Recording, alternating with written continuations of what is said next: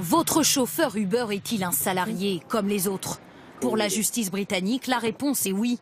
Et c'est tout le système économique d'Uber qui pourrait vaciller. Le géant californien a été poursuivi par 2 de ses chauffeurs anglais qui réclamaient des congés payés et un salaire minimum. Le juge a tranché, ces chauffeurs devraient avoir les mêmes droits que n'importe quel salarié. Plutôt une bonne nouvelle pour leurs collègues londoniens. Pourquoi travailler 15 heures par jour en indépendant alors que je peux gagner la même chose en 8 heures en étant salarié? Un salarié dans un bureau, ça ne travaille pas 15 heures par jour, non? Si vous bossez environ 35 heures par semaine chez Uber, vous gagnez bien moins que le revenu minimum.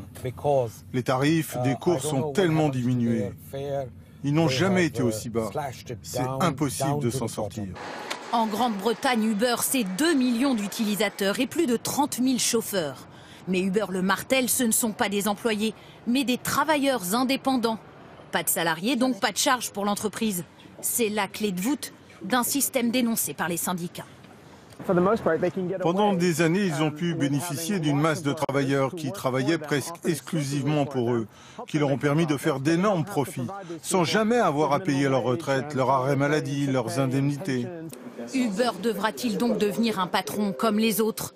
L'entreprise a fait appel de la décision de justice, mais doit faire face à des actions similaires aux États-Unis et même en France, qui pourraient sonner le glas d'un modèle économique qui s'est imposé dans le monde entier.